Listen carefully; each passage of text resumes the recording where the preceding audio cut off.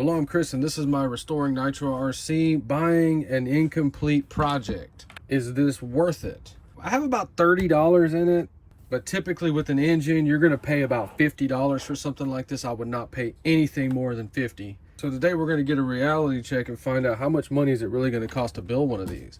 I know there's a lot of people out there, oh, you can buy all that, ain't no big deal. It is a very big deal because this is all we have. So I paid $150 for this 0.15 traxxas Nitro Stampede. So the best advice if you're going to build one like this is to have another one to look at, because we can all get these, but you're going to miss so many things. You cannot buy a Nitro Stampede body. I paid $30 for this, and look at it, this thing's already bashed. This body can still look pretty good at certain angles.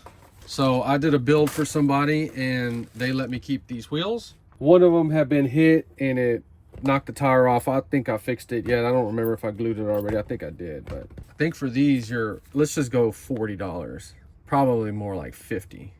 So basically we're already at $100. But then off the top of my head, I bought what I could clearly see I needed. So we have the pipe here. This is the muffler and it has two little exit pipes.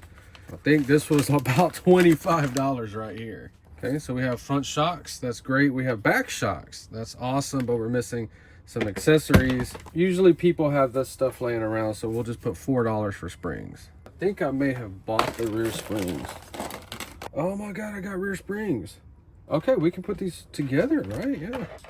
Springs came off of the last video of the Nitro Rustler, so that all worked out great.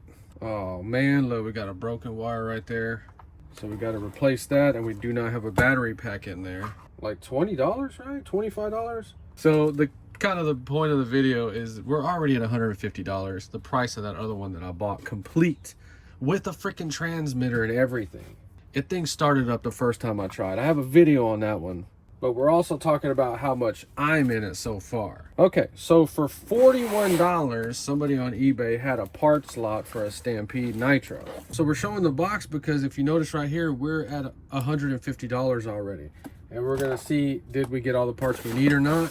And just so you get an idea how I do all this RC stuff, you have to be very patient and wait for deals. So right off the bat, we have the chassis set. This is an easy $25 because it's brand new going on eBay. You know, so then we can subtract that from what I'm spending. I did buy a new fuel tank. Traxxas doesn't sell it. So these are the parts we're gonna sell. Okay, so some of this stuff is not even for a Stampede, that's for a Rustler. So weird how this kind of stuff works out. We don't have any front suspension arms in this lot. We only have rear ones. Okay, that's another problem, is I don't know if these are Stampede arms or not. That's why I was saying you might need to get you or have a real one. So clearly they're Stampede. I know other models use the same parts, but we actually have a left and a right with the pins. Oh, we got some bearings. Oh, one bearing. Let's see if it's still good. Ooh, it's not good.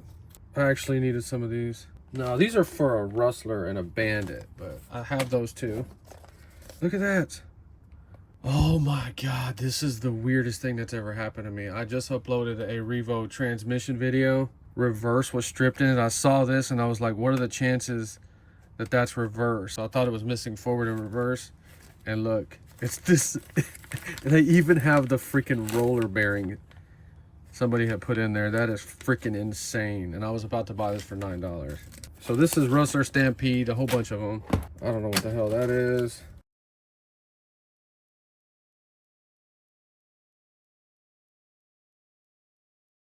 So surprisingly, that $41 of parts had some critical things I needed for this. It had all 4 camber links. They're the same front and back. I didn't have those.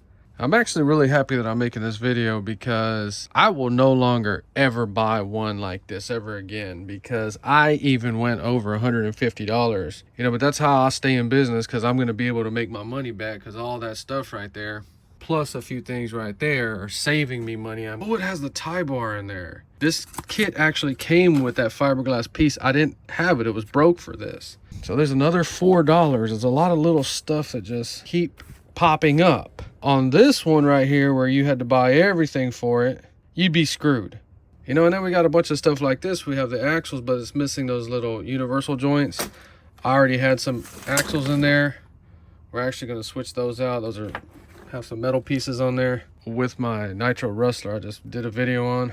We gotta get a little air filter. So we also had to get an easy start motor. I already had that easy start. The gears are broken on it. I already ordered the gears. And then for servos, we have $25. You can buy the 2 brand new servos that these would come on. People part these out and they sell the servos brand new. I've already bought a few sets of those. So these wheels did come from an electric rustler, and they're basically all back wheels with the hex for the nitro. You have to get the one with the bearings on the front like that. But I want to run these on here, and I'm going to show you how to do it. It's very simple.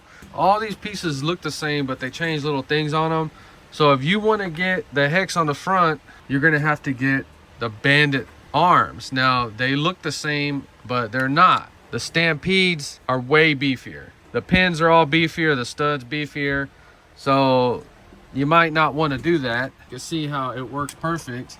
The factory ones do stick out a little bit, but it's not really noticeable. This makes them in line, but we're just not as beefy down there at all. And I also think the electric Stampede might use these too, because it seems like I had hexes all around my electric Stampede. I talked about how this was off of a Bandit, and the older Nitro Stampede has bigger, beefier stuff. Well, it does. The VXL electric went back to this style right here. So the VXL, the 3S electric, which is way more powerful than the Nitro Stampede, has the smaller downgraded stuff right here. I guess they weren't breaking enough on the original Stampede. So in case you don't know that, you have an old Nitro and you're trying to run the 12mm hex wheels. These wheels are off of a Rustler VXL 3S.